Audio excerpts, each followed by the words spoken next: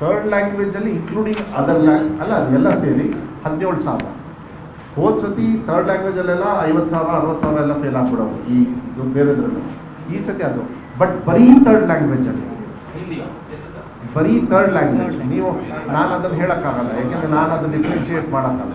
ಬರೀ third ಲ್ಯಾಂಗ್ವೇಜಲ್ಲಿ fail ಆದವರು 1,500 ಬೇರೆ ಪಾಸ್ ಆಗಿದೆ. 1,500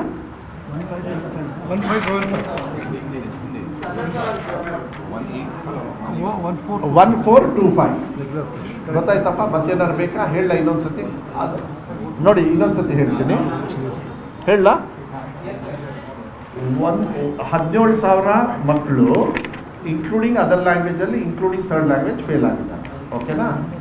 ಅದು ಬಿಟ್ಟು 1,400 ಚಿಲ್ಲರೆ ಮಕ್ಕಳು, ಅಂದರೆ 1,500 ಮಕ್ಕಳು ಬರೀ ಥರ್ಡ್ ಲ್ಯಾಂಗ್ವೇಜಲ್ಲಿ ಫೇಲ್ ಆಗಿದ್ದಾರೆ.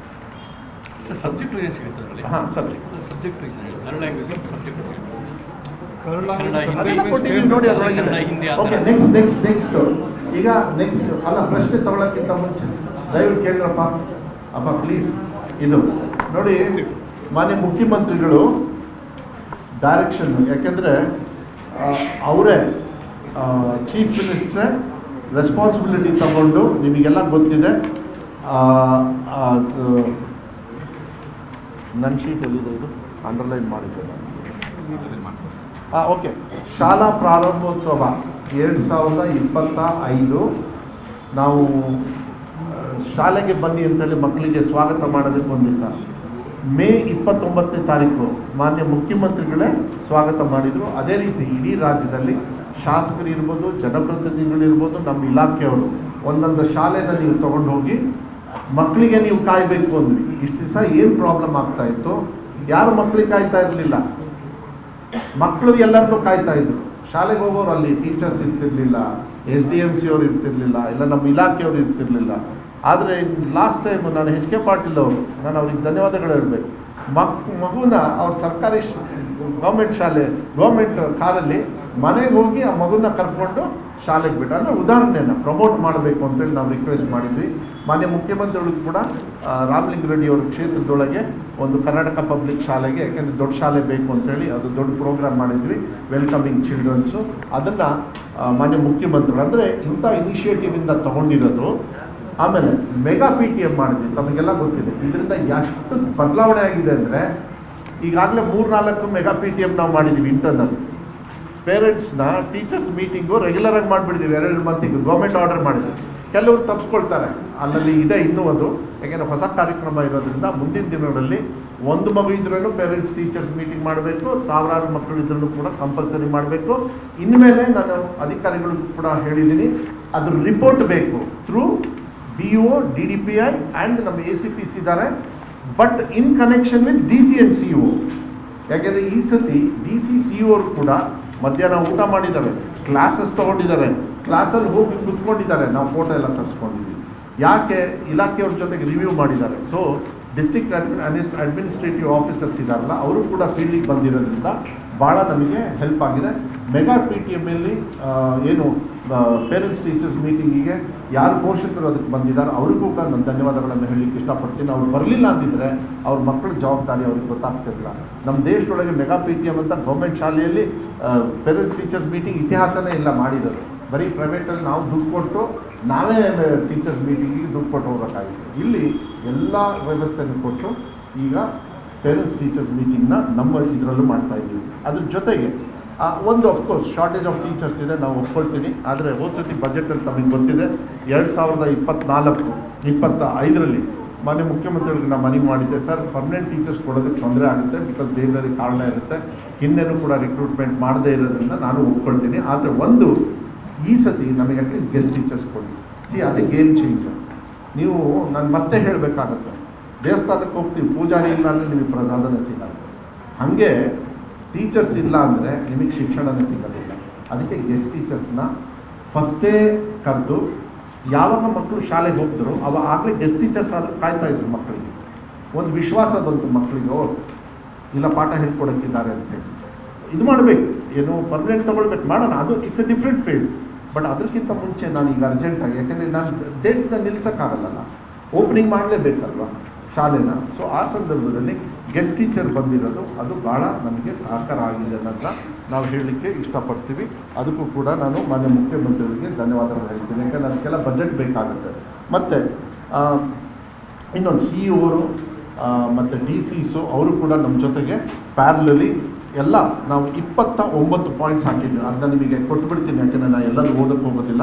ನಾವು ಇದರೊಳಗೆ ಇರೋದೆಲ್ಲ ಈ ಥರ ನಮಗೆ ಆಗಬೇಕು ಅಂತ. ಕಲ್ಯಾಣ ಕರ್ನಾಟಕದಲ್ಲಿ ಅವರು ಸ್ಯಾಂಪಲ್ ಅಂತ ಟ್ರೈ ಮಾಡಿದರು ಮಿಸ್ಟರ್ ರಾಹುಲ್ ಅವರು. ಅದನ್ನು ಏನು ಮಾಡಿದ್ವಿ, ಬರೀ ಕಲ್ಯಾಣ ಕರ್ನಾಟಕ ಯಾಕೆ, ಇಡೀ ರಾಜ್ಯದಲ್ಲೂ ಕೂಡ. ಯಾಕೆಂದರೆ ಕೆಲವು ಕಡೆ ಚಿತ್ರದುರ್ಗ ಇಲ್ಲರೂ ಕೂಡ ನಮಗೆ ನಂಬರ್ ಆಫ್ ಸ್ಟೂಡೆಂಟ್ಸ್ ಅಲ್ಲೂ ಕೂಡ ಎಫೆಕ್ಟ್ ಆಗಿತ್ತು. ಅದನ್ನು ಏನು ಮಾಡಿದ್ದೀವಿ, ಅದೇ ಕನ್ನಡ, ಓಕೆ, ಕನ್ನಡನೂ ಕಳಿಸ್ಬಿಡ್ತೀವಿ, ನಿಮಗೆ ವಾಟ್ಸಪ್ ಹಾಕ್ಬಿಡ್ತೀವಿ ಎಲ್ಲರಿಗೂ. ನೀವು ಅದು ಹಾರ್ಡ್ ಕಾಪಿ ಕೊಡಲಿಲ್ಲ ಅಂದ್ರೂ ಪರವಾಗಿಲ್ಲ, ಅರ್ಜೆಂಟಾಗಿ ಕನ್ನಡ ಕಾಪಿ ಕೊಡೋಕ್ಕೆ ಹೇಳಿ. ಇದನ್ನು ನಾವು 29 ಪಾಯಿಂಟ್ ಕೂಡ ಯಾವುದನ್ನು ಬಿಡಲಿಲ್ಲ. ಸ್ಕೂಲ್ ಮಟ್ಟದಲ್ಲಿ, SDMC ಮಟ್ಟದಲ್ಲಿ ನಾವು ಇದನ್ನು ಆ್ಯಕ್ಟಿವ್ ಆಗಿ ತೊಗೊಳ್ಳೋದ್ರಿಂದ ಅದು ಕೂಡ ನಾನು 29 ಏನೇನಿದೆ ನಾನು ಮತ್ತೆ ಅದ್ರ ಬಗ್ಗೆ ಚರ್ಚೆ ಮಾಡೋದಕ್ಕೆ ಹೋಗೋದಿಲ್ಲ, ಎಲ್ಲದೂ ಕೂಡ ಇದೆ. ಮತ್ತು ಲೆಸನ್ ಬೇಸ್ಡ್ ಅಸೆಸ್ಮೆಂಟ್ ಅದು ವಿಧಾನಸಭೆಯಲ್ಲೂ ಕೂಡ ಶಾಸಕರು, ಮೇಲ್ಮನೆ ಶಾಸಕರು ಎಲ್ಲರೂ ಕೂಡ ನಮಗೆ ಅಭಿನಂದನೆ ಹೇಳಿ, ನೀವೆಲ್ಲ ತುಂಬ ಚೆನ್ನಾಗಿ ಮಾಡ್ತಾ ಇದ್ದೀರ ಅಂತ. ಆಮೇಲೆ ಟೈಮ್ಲಿ ಕಂಪ್ಲೀಷನ್ ಆಫ್ ಸಿಲೆಬಸ್. ಮುಂಚೆ ಎಲ್ಲ ಕಂಪ್ಲೀಟೇ ಮಾಡ್ತಾ ಇರಲಿಲ್ಲ, ಮನಸ್ಸಿಗೆ ಬಂದಾಗ ಯಾವಾಗ ಬೇಕಾವಾಗ. ನಾವು ಹೇಳಿದ್ವಿ ಡಿಸೆಂಬರ್ 31ಗೆ ನಿಮ್ಮ ಚಾಪ್ಟರ್ ಫಿನಿಷ್ ಆಗಲೇಬೇಕು, ರಿವಿಷನ್ ಸ್ಟಾರ್ಟ್ ಆಗಬೇಕು ಜನವರಿ 1ನೇ ತಾರೀಕಿಂದ ಅಂತ. ಅದನ್ನು ಕೂಡ ಹೆಂಗೆ PUCಯಲ್ಲಿ ಮಾಡಿದರು ಅದನ್ನೇ ಇಲ್ಲೂ ಕೂಡ ನಾವು ಮಾಡಿದ್ದೀವಿ. SSLC ಇದು ನಮ್ಮ ಫಾರ್ ಈಸಿ ಆಕ್ಸೆಸ್ ಆಫ್ ಇದಲ್ಲ, ಇದು ಸ್ಟೂಡೆಂಟ್ ಕಾರ್ನರ್ KACAB ವೆಬ್ಸೈಟಲ್ಲಿ ಸ್ಟೂಡೆಂಟ್ ಕಾರ್ನರಲ್ಲಿ ಎಲ್ಲ ಇನ್ಫಾರ್ಮೇಷನ್ ಕೊಟ್ಟಿದ್ದಾರೆ. ಓಕೆ, ನಮ್ಮ ಕರ್ನಾಟಕ ಸ್ಟೇಟ್ ಎಕ್ಸಾಮಿನೇಷನ್ ಬೋರ್ಡಲ್ಲಿ ಅವ್ರಿಗೆ ಏನೇನು ಇನ್ಫಾರ್ಮೇಷನ್ ಬೇಕು ಅದು ವೆಬ್ಸೈಟ್ ಮಾಡಿ ಅವನ್ನೆಲ್ಲ ಕೊಟ್ಟಿದ್ವಿ. ಅದು ವೆಬ್ಸೈಟಲ್ಲೂ ನೀವು ನೋಡ್ಬೋದು. ಆಮೇಲೆ ಸಬ್ಜೆಕ್ಟ್ ವೈಸ್ ಬ್ಲೂ ಪ್ರಿಂಟ್ ಮಾಡಿದ್ವಿ ಮುಂಚೆ, ಇದು ಭಾಳ ಇಂಪಾರ್ಟೆಂಟ್. ಅದು ನಮ್ಮ ACS ಅವರು, ಪ್ರಿನ್ಸಿಪಲ್ ಸೆಕ್ರೆಟರಿ ಅವರು ಭಾಳ ಪರ್ಸ್ನಲ್ ಆಗಿ ನೋಡ್ತಾ ಇದ್ರು. ನಾವು ಇದೊಂದು ಬ್ಲೂ ಪ್ರಿಂಟ್ ಹಾಕ್ಕೊಡ್ತೀವಿ, ಇದು ಆಗದೇ ಇರೋದು ಮಾತ್ರ ನಮಗೆ ಹೇಳಬೇಕು, ಆಗಿದ್ದರೆ ನಮಗೆ ಹೇಳೋಂಗಿಲ್ಲ, ಆಗಿಲ್ಲ ಅಂದರೆ ಯಾಕಾಗಿಲ್ಲ ಅಂಥೇಳಿ ಸಬಾರ್ಡಿನೇಟ್ಸ್ ಆಫೀಸರ್ಸ್ಗೆ ಹೇಳೋರು. ಆ ಬ್ಲೂ ಪ್ರಿಂಟ್ ಪ್ರಕಾರನೇ ನಾವು ಹೋದ್ವಿ. ಯಾಕೆಂದರೆ ಈ ಅಚೀವ್ ಮಾಡಬೇಕಂದ್ರೆ ನಾನು ಏನು ಹೇಳ್ತಾ ಇದ್ದೀನಿ, ಪೇರೆಂಟ್ಸ್ ಟೀಚರ್ಸ್ ಮೀಟಿಂಗ್ ಆದರೆ 1% ಜಾಸ್ತಿ ಆಗುತ್ತೆ, ಗೆಸ್ಟ್ ಟೀಚರ್ಸ್ ಕೊಟ್ಟರೆ 2% ಜಾಸ್ತಿ ಆಗುತ್ತೆ, ಅಟೆಂಡೆನ್ಸ್ ನಾವು ಸ್ಟ್ರಿಕ್ಟಾಗಿ ಮಾಡಿದರೆ 1% ಜಾಸ್ತಿ ಆಗುತ್ತೆ, CM ಅವ್ರು ಇದ್ರ ಬಗ್ಗೆ ಏನೋ ಒಂದು ಮಾತು ಹೇಳಿದರೆ ಅದೊಂದು 1% 2%, ಇದೆಲ್ಲ ಕೂಡಿ ನಾವು ಬಿಂದಿಗೆಯನ್ನು ಫುಲ್ ಮಾಡಿರೋದು. ಇಲ್ಲಾಂದರೆ ನಮಗೆ ಒಬ್ಬರ ಕೈಲೇ ಆಗ್ತಾ ಇರಲಿಲ್ಲ. MLAಸು ಕೂಡ ಆ ಜವಾಬ್ದಾರಿಯನ್ನು ತೊಗೊಂಡಿದ್ದಾರೆ. ಕಾನ್ಸ್ಟೆಂಟಾಗಿ ನಾನು ಲೆಟ್ರ್ ಬರೆದಿದ್ದೀನಿ, DCS ಅವರಿಗೆ CO ಅವ್ರಿಗೆ ಬರೆದಿದ್ದೀನಿ, MLAಸಿಗೆ ಬರೆದಿದ್ದೀನಿ, ಮಿನಿಸ್ಟರ್ಸಿಗೆ ಬರೆದಿದ್ದೀನಿ. ಇದೆಲ್ಲದೂ ಸೇರಿ ನಾವು ಮಾಡಿರೋದ್ರಿಂದ ಇದು ಚೆನ್ನಾಗಿದೆ. ಆಮೇಲೆ ಕ್ವೆಶ್ಚನ್ ಬ್ಯಾಂಕ್ ಇದು ಭಾಳ ಇಂಪಾರ್ಟೆಂಟ್. ಮಕ್ಕಳಿಗೆ ನಾವು ಯಾವ ರೀತಿ ಮಾಡಿದ್ವಿ ಅಂದರೆ it should be like A game, ಒಳ್ಳೆ ಫುಟ್ಬಾಲ್ ಥರ ಇರಬೇಕು. ನಾವು ಕರೆಕ್ಟಾಗಿ ಒಂದು ಗೋಲ್ ಹೊಡಿಬೇಕಂದ್ರೆ, ನೋಡಪ್ಪ ನೀನು ಇದೆಲ್ಲದು ಬುಕ್ ಓದಬೇಕಂದ್ರೆ ನೀವು ರಿವಿಷನ್ ಮಾಡೋದ್ರ ಜೊತೆಗೆ ಈ ಕ್ವೆಶ್ಚನ್ಸ್ ಎಲ್ಲ ಆನ್ಸರ್ ಮಾಡ್ತಾ ಹೋಗು. ಅದು ಫುಲ್ಲು ನಿಮ್ಮ ಬುಕ್ಕಲ್ಲಿ ಇರ್ತಕ್ಕಂಥದ್ದೇ ಇರೋದು, ಯಾವುದೂ ಚಾಪ್ಟರ್ ಬಿಟ್ಟಿರೋಲ್ಲ. ನಾವು 3 ವರ್ಗ ಮಾಡಿದ್ವಿ ನಾವು ಕ್ಲೀನಾಗಿ. P1, P2, P3 ಮಾಡಿದ್ವಿ ಈ ಸತಿ. ಹೆಂಗೆ PUCಯಲ್ಲಿ ಮಾಡಿದ್ವಿ ನಾವು ಬಂದಿದ್ವಿ ಲೆವೆಲ್ ಎಕ್ಸಾಮಿನೇಷನ್ನ ಪ್ರಿಪ್ರೇಟರಿ ಎಕ್ಸಾಮ್. ಈ ಸತಿನೂ ಕೂಡ ಪ್ರಿಪ್ರೇಟರಿ ಎಕ್ಸಾಮು ಮುಂಚೆ ಡಿಸ್ಟ್ರಿಕ್ಟ್ ಲೆವೆಲಲ್ಲೇ ಮಾಡೋರು. ಅವ್ರಿಗೆ ಮನಸ್ಸಿಗೆ ಬಂದಂಗೆ ಅಂದರೆ ಅವರ ಒಂದು ವಿವೇಚನಕ್ಕೆ ಬಿಟ್ಟಿದ್ವಿ. ಆದರೆ ಎಕ್ಸಾಮ್ ಫೈನಲ್ ತೊಗೊಳ್ಬೇಕಾದ್ರೆ ನಾವು ಸ್ಟೇಟ್ ಲೆವೆಲಲ್ಲಿ ಮಾಡಬೇಕಾದ್ರೆ ಸ್ವಲ್ಪ ಅದು ತೊಂದರೆಗಳು ಸಾಕಷ್ಟು ಮಕ್ಕಳಿಗೆ ಆಗೋದು. ಅದಕ್ಕೆ ನಾವೇನು ಮಾಡಿದ್ವಿ, ಸ್ಟೇಟ್ ಲೆವೆಲಿಂದನೇ ಕ್ವಶನ್ ಪೇಪರ್ನ ಕಳಿಸ್ತಾ ಇದ್ವಿ.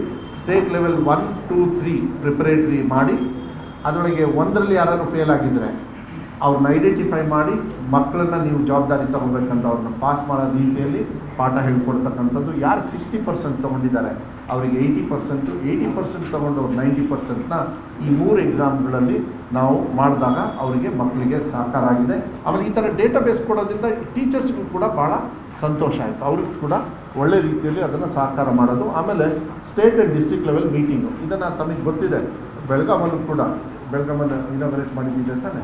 ಬೆಳಗಾಮಲ್ಲಿ ಅಸೆಂಬ್ಲಿ ಸೆಷನ್ ಆದ ತಕ್ಷಣ ಅವತ್ತೇ ನಾವು ವಾಪಸ್ ಬರಲಿಲ್ಲ. ನಾನು ಅವತ್ತೇ ಅಲ್ಲೇ ಉಳಿದು ಯೂನಿವರ್ಸಿಟಿ ಕ್ಯಾಂಪಸ್ಸಲ್ಲಿ ಆ ಕಡೆ ಡಿವಿಷನ್ನು ಇಲ್ಲೇ ಇದಲ್ಲ ನಮ್ಮ ACP ಅವರು ಒಳಗಡೆ ಅಂತ ಹೇಳಿ ಅವರು ಒಂದು ಆರ್ಗನೈಸ್ ಮಾಡಿದರು. ಎಲ್ಲ ಸಂಪನ್ಮೂಲ ವ್ಯಕ್ತಿಗಳನ್ನು ಕರ್ಕೊಂಡು ಅವರಿಗೆ ಟ್ರೈನಿಂಗ್ ಕ್ಯಾಂಪು 2 ದಿವಸನ ಒಂದೇ ದಿವಸ ಬೆಳಗ್ಗೆಯಿಂದ ಸಾಯಂಕಾಲ. ಅದನ್ನ ಇನಾಗ್ರೇಷನ್ ನಾನೇ ಹೋಗಿ ಇನಾಗ್ರೇಷನ್ ಮಾಡಿ ಹೆಂಗಿರಬೇಕು ನಿಮ್ಮ ಪ್ಲ್ಯಾನು, ಮಕ್ಕಳನ್ನ ಲಾಸ್ಟ್ ಮಗುನೂ ಕೂಡ ಯಾವ ರೀತಿ ನೀವು ಸಮಸ್ಯೆಗಳನ್ನು ಹೇಳ್ಕೊಂಡು ಅದಕ್ಕೆ ಉತ್ತರ ಅಲ್ಲೇ ಕೊಡಬೇಕು. ಅವತ್ತು ಬೆಳಗ್ಗೆಯಿಂದ ಕ್ಲಾಸಸ್ ಮಾಡಿದ್ವಿ. ಅದೇ ಥರ ಇಡೀ ರಾಜ್ಯದಲ್ಲಿ ಕಲ್ಯಾಣ ಕರ್ನಾಟಕ ಭಾಗದಿಂದ ಹಿಡಿದು ಮೈಸೂರುವರೆಗೂ ಕೂಡ, ಕೋಲಾರಿಂದ ಹಿಡಿದು ಮಂಗಳೂರುವರೆಗೂ ಕೂಡ ಎಲ್ಲ ಜಿಲ್ಲೆಯಲ್ಲೂ ಕೂಡ ಎಲ್ಲೆಲ್ಲಿ ನನಗೆ ಹೋಗೋಕ್ಕಾಗುತ್ತೆ ನಾವು ಹೋಗಿದ್ದು ಕಮ್ಮಿನೇ, ಯಾಕೆಂದರೆ ಅದು ಆನ್ಗೋಯಿಂಗ್ ಇತ್ತು.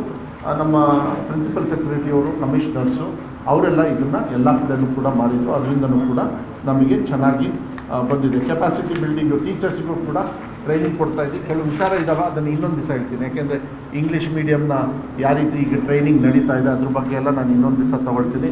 ಆನ್ಲೈನ್ ಟ್ರೈನಿಂಗ್ ಕ್ಲಾಸಸ್ಸು ಕೂಡ ತೊಗೊಳ್ತಾಯಿದ್ದು, ಪ್ರಿಪ್ರೇಟರಿ ಎಕ್ಸಾಮ್ದು ನಾನು ಮಾತಾಡಿದ್ದೀನಿ. ಅಕಾಡೆಮಿಕ್ ಮಾನಿಟರ್, ಓಕೆ, ಇಷ್ಟು ನಾನು ಹೇಳಲಿಕ್ಕೆ ಇಷ್ಟಪಡ್ತೀನಿ. ಮತ್ತು ನಿರ್ಭೀತ, ನಿಷ್ಪಕ್ಷಪಾತ, ವಿಶ್ವಾಸಾರ್ಹ ಸುದ್ದಿಗಳಿಗೆ ಮತ್ತೊಂದು ಹೆಸರಾಗಿರುವ ನ್ಯೂಸ್ 18 ಕನ್ನಡ ಈಗ ಆಪ್ನಲ್ಲೂ ಲಭ್ಯವಿದೆ. ದಯವಿಟ್ಟು ಇಲ್ಲಿರುವ QR ಕೋಡ್ ಸ್ಕ್ಯಾನ್ ಮಾಡಿಕೊಂಡು ಆಪ್ ಡೌನ್ಲೋಡ್ ಮಾಡೋದಕ್ಕೆ ಮರಿಬೇಡಿ. ನಿಮ್ಮ ಬೆಂಬಲ ಹೀಗೆ ಸದಾ ನಮ್ಮೊಂದಿಗಿರಲಿ. ಧನ್ಯವಾದ.